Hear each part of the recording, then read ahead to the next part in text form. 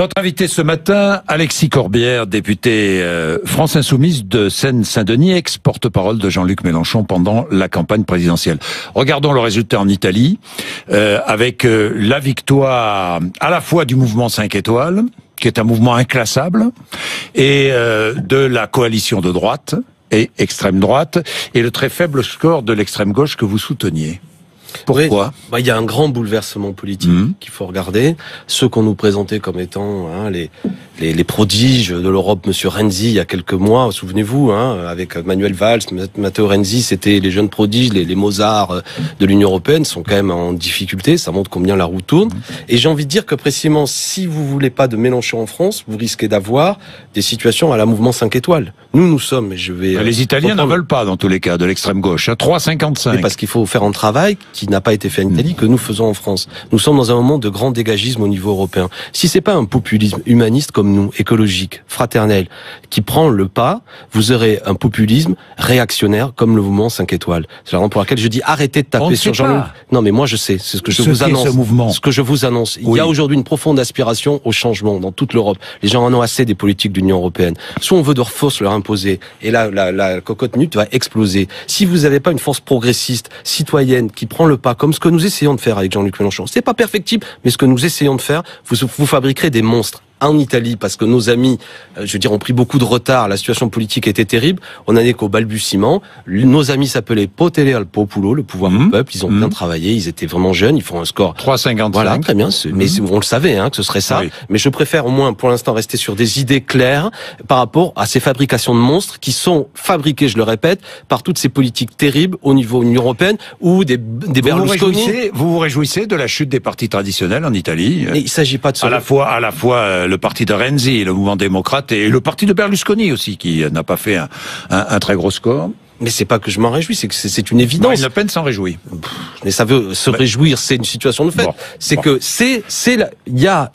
L'élection présidentielle de 2017 en France est aussi là. Il y a des moments de grands bouleversements politiques. Soit on regarde ça avec des lunettes anciennes et on comprend pas ce qui se passe, soit on se dit, un peu comme dans la Bible, l'apocalypse, la fin d'un vieux monde, le début d'un nouveau. Et il faut comprendre que les vieilles forces politiques qui ont structuré le paysage n'existent plus. En France, par exemple, le PS, qui a structuré longtemps la chose, est en voie de quasi-disparition. D'autres forces aussi. La droite traditionnelle disparaît, elle se reforme sous la manière d'En Marche. Et nous sommes, la France Insoumise, aussi un des éléments... invoqué, la droite. Oui, mais elle est quand même sacrément en difficulté. Et même Laurent Wauquiez ne se reforme pas, si je puis dire, sur la même orientation que la situation présente. C'est passionnant pour ceux qui aiment la politique. Et puis surtout, il faut comprendre que le phénomène, je parle notamment de la France, c'est l'abstention de beaucoup de gens qui, aiment la question centrale. Comment on parle à ces millions d'abstentionnistes et comment on n'est pas enfermé dans des petits schémas politiques. Alors Alexis Corbière, est-ce que vous êtes déçu par le résultat du premier tour de la législative de Guyane? Mais c'est un excellent score. En venant tout à l'heure vous rejoindre, j'écoutais Laurent Neumann, journaliste que j'apprécie et j'aime bien m'engueuler avec lui, mais qui disait que c'était un mauvais score pour nous. Je tiens à rappeler que notre candidat fait 20%. Il avait fait 20% au mois de juin, cette fois-ci il fait 35%, il progresse de 15%. Sauf qu'il y a moins de votants. Non mais attendez, il progresse de 15%. Il fait même pas 12,5% des inscrits. Mais ça concerne tout le monde. Il progresse de 15%. Il fait des scores canons dans beaucoup de grands centres urbains. On pourrait discuter, ce serait un peu long. De quelle manière, il y a une carte par ailleurs assez différente. Il est devancé par le candidat de la République. Très bien, mais le candidat de la République en marche a eu le soutien de Monsieur Castaner, ministre, avec hélicoptère qui est venu, qui a mobilisé tous les maires, etc. Vous savez, David Riemann, que je souhaite voir élu à l'Assemblée nationale, est un syndicaliste qui était à la tête du mouvement de protestation, est un homme honnête, un homme de conviction, et je pense qu'il peut l'emporter au second tour. Je dis seulement, typiquement, on va en discuter parce que je vous ai entendu dire tout de même à ce micro, il y a 10 minutes, que notre candidat qui faisait 20% en juin, qui cette fois-ci fait 35%, a essuyé un très mauvais score, comme vient de le dire à ce micro Laurent Neumann, et quand même, d'une façon un petit peu étrange de présenter les choses. Sauf que, encore une fois, il y a eu moins de votants cette fois que la dernière fois. Oui, mais donc faut relativiser. Non, mais il faut relativiser les résultats. Toujours prendre en compte le nombre de votants, c'est important. Mais j'entends bien. Mais ceci dit, ça n'est pas pour nous. Ça montre que le paysage politique en France dans cette élection, c'est En Marche marche chez nous. Et voilà, et nous progressons. Votre député Quatennens avait même annoncé qu'il était en tête, votre candidat. Adrien, je lui ai parlé au milieu de la nuit. Non mais Adrien, pardon l'expression, il s'est planté, Adrien, de bonne foi, parce qu'il y a 14 communes, et jusqu'à 13 communes on était en tête, et la 14e a tout retourné. Vous connaissez des communes où d'un seul coup, 95% des gens votent pour la même personne. C'est ce qui s'est passé, c'est curieux. Oui, je sais pourquoi. Je sais. Allez-y, expliquez. Parce que Léon Bertrand, le maire de cette commune le maire de cette commune qui soutient votre candidat a été condamné 2 fois par la justice. Mais non, rien ancien à voir. ministre. Non, ça n'a rien à voir avec ça. C'est aussi pour d'autres raisons plus compliquées de décor. Bon. Non, mais franchement. Alors, attention. Faites attention, Alexis Corbière. Très attention. J'essaie toujours d'être prudent, surtout face à vous. Oui. Parce que vous êtes invité sur un mainstream. Oui. Ici. Alors faites très attention parce que je vais déformer vos propos. Allez-y, je vous en prie. Vous avez peur, non? Non, pas du tout. Non, je vous dis ça parce que... Mais je veux dire, si je viens, vous savez quoi? C'est que d'ordinaire, vous ne déformez pas les propos. Journaliste pourri jusqu'à la moelle. C'est ce que j'ai entendu. J'ai entendu ça. Des journalistes veulent au service des théories complotistes. J'ai entendu tout ça dans la bouche de Jean-Luc Mélenchon et dans la bouche de plusieurs responsables. Vous l'avez lu même. De votre parti. Je l'ai même lu. Vous les répétez ces propos devant moi, franchement. Oui, il y en a. Oui, c'est une réalité. Il y a des journalistes nous sommes complotistes. Non, attendez. Non, mais soit on est précis. Alexis soit on Corbière. est précis, soit on est précis, allez-y. D'accord. Il y a effectivement ce type d'attitude est une réalité dans les médias. Pour quelle raison? On va remodeler le fil. Et je vous en prie, Jean-Jacques Bourdin, le style Bourdin, c'est quoi? C'est pas l'esprit corpo vis-à-vis des journalistes. D'accord? C'est pas votre marque de fabrique. Non. Donc on a le droit de critiquer la presse. On a le droit d'être en colère. Bien sûr. On a le droit de considérer qu'il y a parfois, de la part de la presse, des comportements qui sont une telle distance d'un mépris des citoyens que ça, à juste raison, nous indigner. Pour défendre ce métier, pour défendre la liberté de la presse. Vous avez invité tout à l'heure, là aussi que je venais, le responsable de RSF, qui s'est permis de mettre un signe égal entre des dictatures auxquelles la presse n'a pas d'expression, avec le combat que nous menons pour le droit au pluralisme. Attendez, on marche sur la tête. J'affirme à ce micro. Il n'a pas mis en place des... Vous plaisantez? On peut relire un tweet, je l'ai relu. Il a dit qu'en quelque sorte il a parlé de la Hongrie, il a dit Jean-Luc Mélenchon rêve. Il a dit Jean-Luc Mélenchon souhaite un pays dans lequel il n'y aurait plus d'opposition. Qu'est-ce qui se passe dans ces pays-là? Il a dit ça à ce micro. Qu'est-ce qui se passe dans ces pays-là? Mais c'est scandaleux ce qui se passe. Les chefs de gouvernement critiquent sans cesse la presse. Mais la Pologne menacent la presse. Mais la Pologne est une semi-dictature. Un journaliste est assassiné. Mais voilà le risque et l'irresponsabilité que vous prenez. Non, ne montez pas le ton. On va se parler clairement. La Pologne est une semi-dictature qui ne pose pas de problème à ceux qui aujourd'hui construisent cette Union européenne libérale. Nous sommes en radical désaccord avec cet obscurantisme polonais. La seule chose dont je m'indigne, c'est qu'on vienne à ce micro expliquer que nous soutiendrions ça alors que c'est l'inverse. Je suis pour le pluralisme. On reprend la discussion. Qu'est-ce qui se passe, par exemple? Réforme de la SNCF. Monsieur Bourdin, vous avez l'oreille fine. Trouvez-vous pas normal que tout ce que je vais appeler l'éditocratie, on est soutien à la réforme de la SNCF et développe un discours comme quoi il y aurait un problème, il y aurait le statut des cheminots qui serait favorable. Non mais c'est ça dont on parle. Au bout d'un moment, on se dit mais dans quel pays on vit? Ça me rappelle 2005. Tout le monde était pour le oui au traité constitutionnel. Quand t'étais pour le non, t'étais montré du doigt. D'accord? Il y a un problème de reprise en main. C'est faux. Mais vous plaisantez. Ah bon? Ici, c'est vous faux. Plaisantez. Ici, c'est faux. Ah, mais attendez, pourquoi je viens chez vous, Bourdin? Excusez-moi, Jean-Jacques Bourdin. Pourquoi je viens chez vous? Parce que je le dis, c'est pas pour vous flatter, parce que vous m'avez agacé, on s'est déjà rentré là-dedans tous les deux. Mais on peut parler à ce micro. Je vous ai agacé, c'est vous qui m'avez agacé. Il n'y a pas de problème, il n'y a pas de problème. Mais ici, sur cette même antenne, il y a des émissions parfois où il y a un ton absolument scandaleux qui est tenu, auquel moi je n'irai plus. Notamment une émission à midi, où il y a une espèce de poujadisme de comptoir absolument minable. Non mais je le dis. Mais oui. Comment pouvez-vous dire cela? Et je dis ça. Ah bon? Les émissions. Non, mais mais attendez. Quand on tape en permanence sur les agents de la SNCF, qu'on les salit, qu'on les traite de tous les noms. Mais vous les agents de la SNCF, vous plaisantez. Aux grandes gueules, on le fait pas? Aux grandes gueules, on le fait pas? Je vous pose une question. Alexis Corbière, je vous pose plusieurs questions. Oui. Est-ce que la haine des médias et de ceux qui les animent est juste et saine? Vous citez une phrase de Jean-Luc Mélenchon qui dit « Mais cela ne doit pas nous empêcher de traiter cela rationnellement. » Justement, ça veut dire quoi, rationnellement? Ça veut dire que justement, il faut sortir de cette colère qui existe. Il faut en profiter, quoi. Mais non, pas du tout. Vous allez sur tous les plateaux.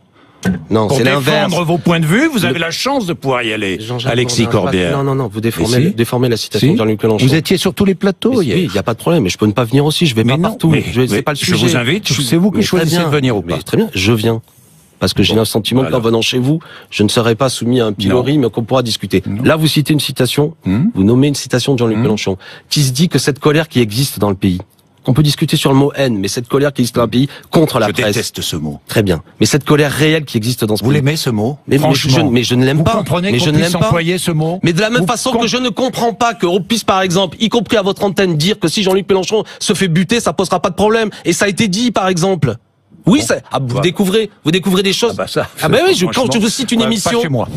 Mais il n'y a pas que vous avez pas 100% d'antenne. Non, mais je suis d'accord. Non, je suis d'accord. Donc, alors arrêtez. Non, mais attendez, de quoi on parle? De quoi on parle? Attendez, on va revenir à des choses simples. Aujourd'hui, dans la presse, Mathieu Croissando, directeur de Nouvelle Europe, se fait virer parce qu'il fait une une qui a pas plu à Monsieur Macron. D'accord? C'est une réalité ou pas? Deuxièmement, moi je suis administrateur de LCP, la chaîne parlementaire, j'affirme à ce micro qu'actuellement il y a une volonté de reprise en main de la part de Monsieur Macron pour placer un de ses amis qui s'appelle Bertrand Delay, dont le seul travail est d'avoir fait un documentaire qui est une hagiographie du président, et je ne souhaite pas qu'il soit nouveau président de LCP. C'est vrai ce que je dis ou pas? Troisièmement, le président veut virer Madame Ernotte de la tête de France Télévisions, placer un ami à lui. Quatrièmement, la Société des journalistes du Parisien, journal que je vais attaquer en justice pour d'autres raisons, mais s'inquiète du fait que Bernard Arnault, principal actionnaire, aujourd'hui impose des unes favorables notamment à son ami Bompard, le PDG de Carrefour, etc., etc. Votre métier est en danger, Bourdin.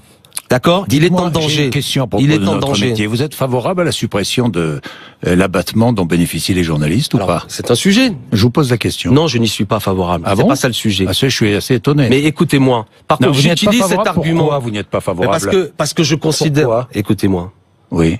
Je considère qu'aujourd'hui, c'est pas le problème. Je m'en fous, même si ça coûte cher aux contribuables. Ce que je n'aime pas, c'est que des journalistes montent au créneau de manière agressive pour dire que les cheminots bénéficient davantage sans expliquer qu'eux-mêmes en bénéficient. Moi, je suis pour l'aide à la presse, par exemple, et l'aide publique à la presse. Mais je suis pas pour que, à un moment donné, on montre du doigt, on pourra parler de... Vous êtes favorable aux 122 millions d'euros versés pour aider les syndicats? Oui, bien sûr. 122 millions d'euros, oui. D'argent public? Oui, mais par rapport aux milliards qui sont donnés aujourd'hui, les syndicats, y compris les syndicats patronaux, le MEDEF qui en bénéficie. Oui, tous les syndicats. Mais si ça aide à la vie citoyenne et civique, c'est pas un problème.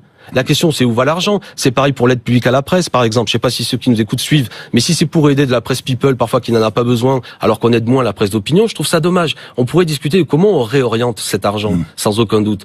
Bref. Donc, vous voyez ce que je veux dire. Moi, je suis pas discuter du statut des journalistes. Ce qui m'agace, c'est qu'un journaliste doit avoir le courage, si on Est-ce qu'un média est un outil de propagande ou pas? Il ne le faut pas. Il ne faut pas.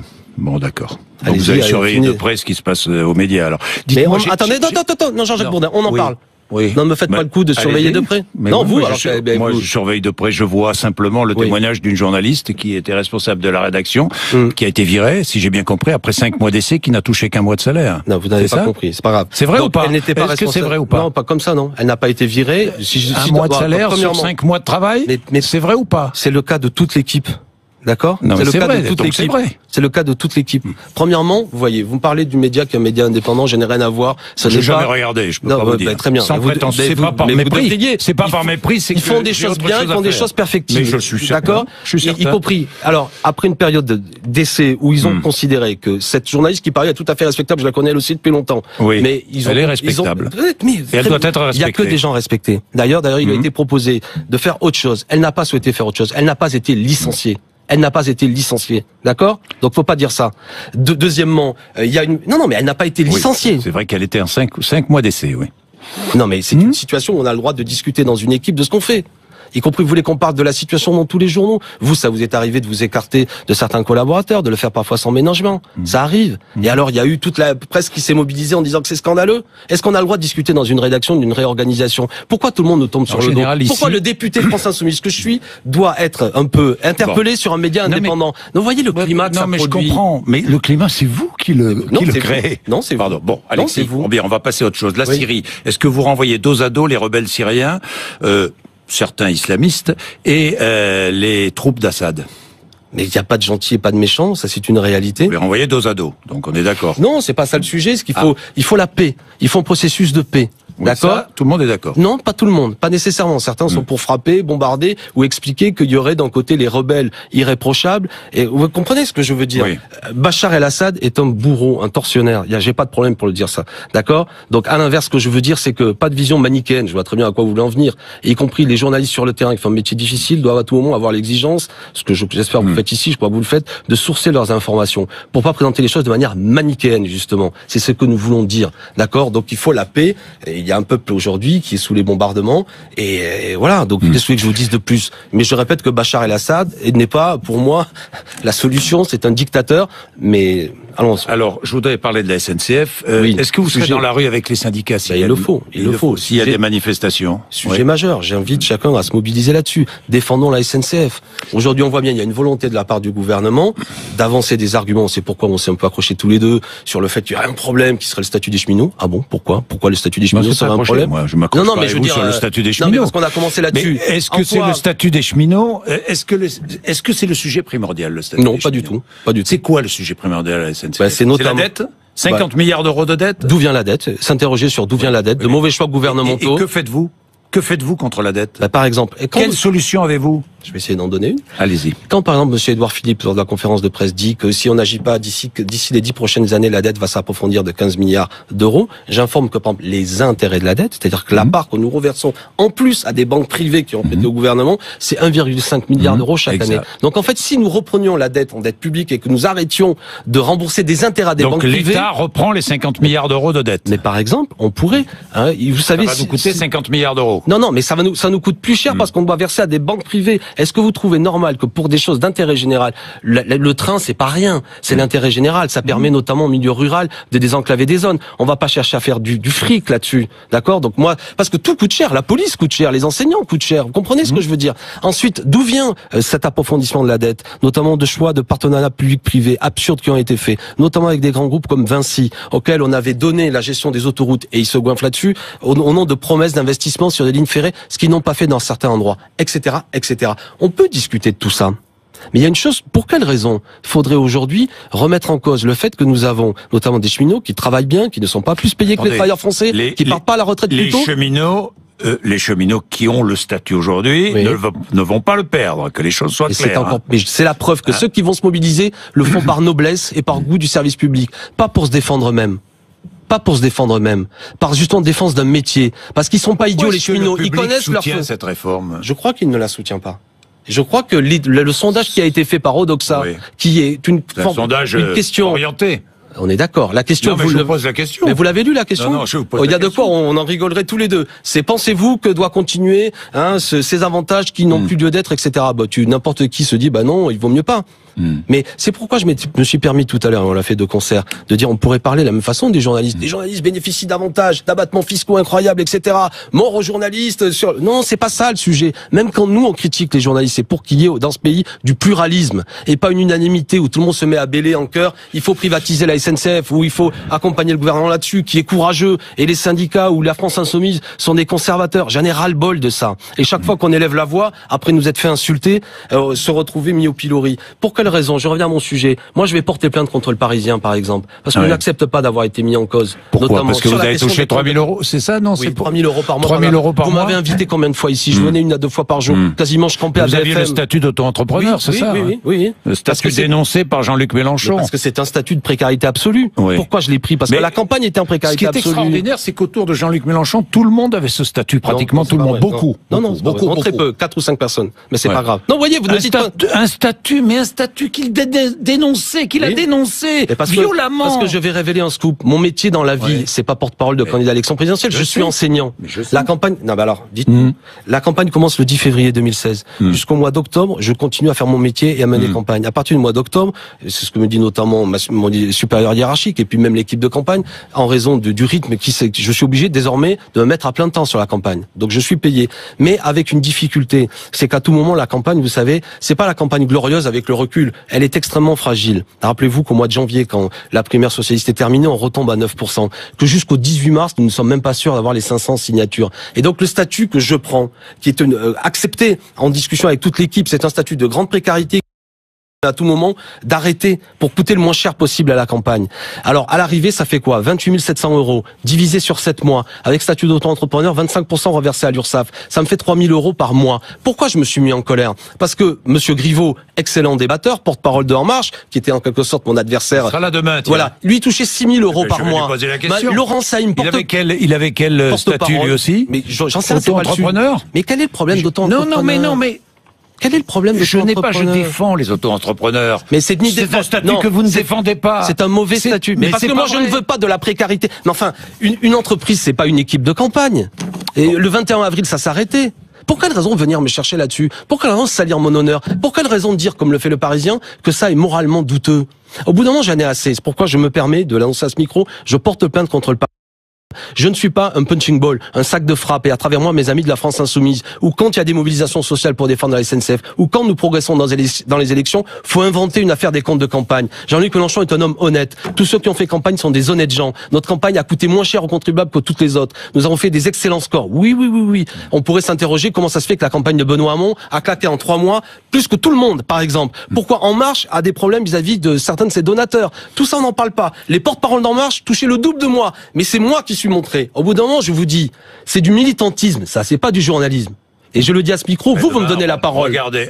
Vous me donnez la parole. Vous verrez que les 6 000 euros sont évoqués. Et Laurent Saïm aussi. Griveaux. Mais il les vaut sans doute, Griveaux. C'est pas mon sujet. Je m'en fous de ça. Ce que je veux dire, c'est pour quelle raison? C'est moi qui suis tapé, et à travers moi, Jean-Luc Mélenchon, et pourquoi jamais les autres? Bon. Donc la presse et le monde des médias doivent entendre ce que je suis en train de dire. Oui, comprendre notre colère. On en revient au point de départ de la discussion. Je veux du pluralisme. La colère, ce n'est pas la haine. Non, mais attendez, Merci. Non, mais c'est vrai, Alexis Corbière, c'est vrai.